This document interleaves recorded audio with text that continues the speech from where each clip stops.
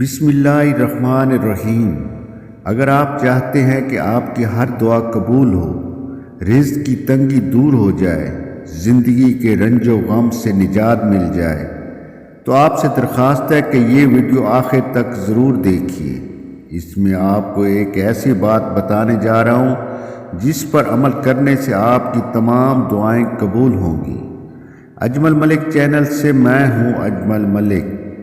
وہ عمل بتانے سے پہلے آپ کو ایک چھوٹا سا ایمان افروز واقعہ سناتا ہوں۔ ایک صبح نماز فجر سے فارغ ہونے کے بعد بنا کسی کو بتائے، بنا کسی شاگرد کو ساتھ لیے، امام احمد بن حنبل رحمۃ اللہ علیہ نے اپنا سامان سفر باندھا اور روانہ ہو گئے۔ فرماتے ہیں مجھے خود بھی معلوم نہیں تھا کہ میری منزل کہاں ہے، جانا کدھر ہے۔ سفر کرتے کرتے ایک ایسی آبادی میں پہنچے جہاں ایک مسجد موجود تھی۔ نماز مغرب کی اذان ہوئی۔ میں نے مسجد میں نماز مغرب با جماعت ادا کی۔ نماز سے فارغ ہونے کے بعد دوبارہ سفر پر روانہ ہونے کا ارادہ کیا ہی تھا تو اچانک ذہن میں خیال آیا کہ سردیوں کی رات ہے، منزل کا کوئی پتہ نہیں ہے، ایسے میں رات کہاں گزاروں گا۔ یہ سوچ کر میں نے مسجد میں ٹھہرنے کا ارادہ کر لیا۔ نماز عشاء با جماعت ادا کی اور جب تمام نمازی اپنے گھروں کو چلے گئے، مسجد میں صرف میں اور مؤذن موجود تھے۔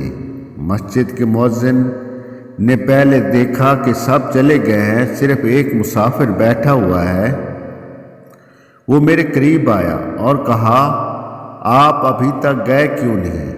امام احمد بن حنبل رحمۃ اللہ علیہ فرماتے ہیں میں نے مؤذن سے کہا، میں ایک مسافر ہوں، میری منزل بہت دور ہے، میں چاہتا ہوں رات مسجد میں ہی قیام کر لوں، نماز فجر کے بعد میں یہاں سے روانہ ہو جاؤں گا۔ مؤذن نے کہا، ہماری مسجد میں کسی کو بھی رات گزارنے کی اجازت نہیں ہے، آپ کہیں اور بندوبست کر لیں یا اپنی منزل کی طرف روانہ ہو جائیں۔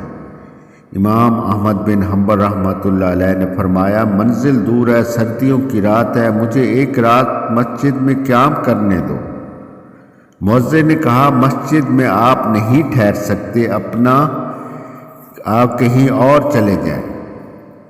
اس کے بعد اس نے کہا کہ میں ذرا گھر جا رہا ہوں کھانا کھانے کے لیے، تھوڑی دیر تک واپس آؤں گا، میرے آنے سے پہلے آپ یہاں سے چلے جائیں ورنہ مجھے مجبوراً آپ کو مسجد سے نکالنا پڑے گا۔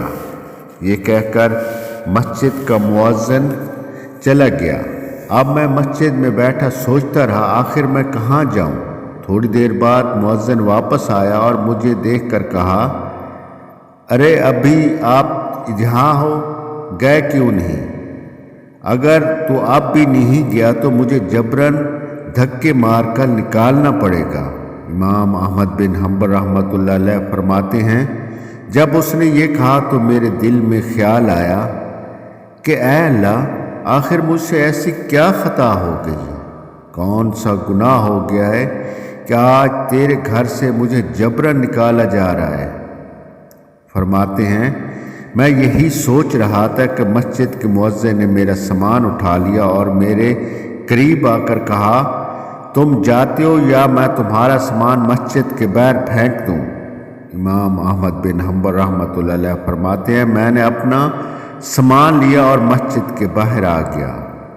مجھے سردی محسوس ہونے لگی۔ کچھ دور جانے کے بعد میں نے ایک نان بائی کو دیکھا جو ایک تندور میں روٹیاں لگا رہا تھا۔ میں جب اس کے قریب گیا تو تندور کی گرماہٹ محسوس ہونے لگی۔ میں نے نان بائی سے کہا، اگر اجازت ہو تو میں کچھ دیر کے لیے آپ کے تندور کے پاس بیٹھ سکتا ہوں؟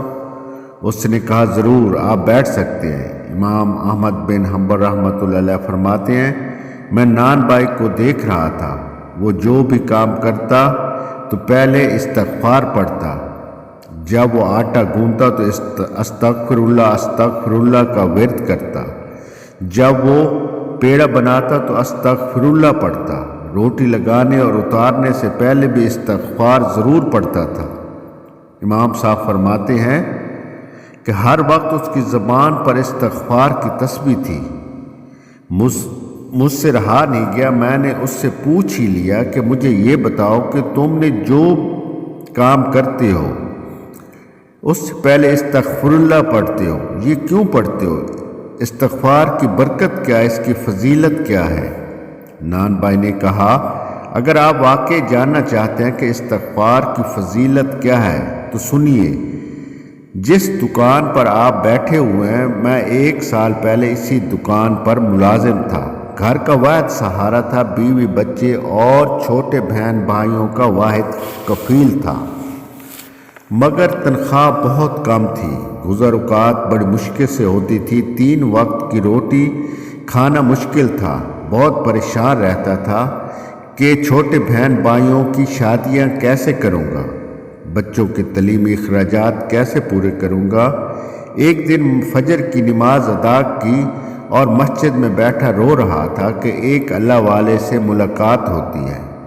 انہوں نے کہا کہ تم پریشان نہ ہو، ایک وظیفہ بتاتا ہوں، اسے معمول بنا لو۔ اس اللہ والے نے مجھے استغفار کی کثرت کرنے کا کہا اور کہا کہ اگر تم استغفار کی کثرت کرتے رہو گے تو انشاءاللہ تمہاری تمام پریشانیاں ختم ہو جائیں گی اور اللہ تمہیں کسی کا محتاج نہیں کرے گا۔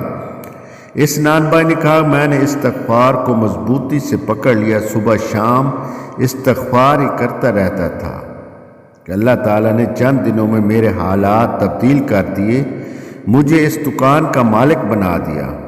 میں اٹھتے بیٹھتے چلتے پھرتے استغفار کا ورد کرتا رہتا ہوں، میری تمام دعائیں قبول ہو جاتی ہیں سوائے ایک کے، اور مجھے امید ہے کہ استغفار کی برکت سے وہ دعا بھی جلد قبول ہوگی۔ امام احمد بن حنبل رحمۃ اللہ علیہ فرماتے ہیں کہ میں نے پوچھا آخر وہ کون سی دعا ہے جسے اللہ تعالیٰ نے ابھی تک قبول نہیں کیا؟ تو نان بھائی نے کہا کہ میری خواہش ہے کہ مرنے سے پہلے امام احمد بن حنبل رحمۃ اللہ علیہ کی زیارت کر لوں، مجھے امام احمد بن حنبل سے ملنے کا اشتیاق ہے۔ امام احمد بن حنبل فرماتے ہیں میں نے جیسے ہی یہ سنا تو میں آگے بڑھ کر اس نان بھائی کو گلے لگا لیا اور مبارکباد دی کہ تمہاری یہ دعا بھی قبول ہو گئی ہے، میں ہی احمد بن حنبل ہوں جسے اللہ تعالیٰ نے تمہارے استغفار کے وظیفے کی برکت کی وجہ سے خود تمہارے پاس بھیجا ہے۔ اللہ اکبر۔ دوستو آپ دیکھیں استغفار میں کتنی بڑی طاقت اور فضیلت ہے۔ اگر ہم بھی شب و روز استغفار کو معمول بنا لیں تو اللہ تعالیٰ ہمارے حالات بھی بدل دیں گے اور ہماری دعائیں بھی قبول ہوں گی، رزق میں برکت ہوگی، پریشانیاں ختم ہو جائیں گی۔ اللہ تعالیٰ ہم سب کو استغفار پڑھنے کی توفیق عطا فرمائے۔ دوستو اگر آپ کو میری یہ بات اچھی لگی ہو تو اس ویڈیو کو لائک اور شیئر ضرور کر دیں۔ آپ کا بھائی اجمل ملک، اللہ حافظ۔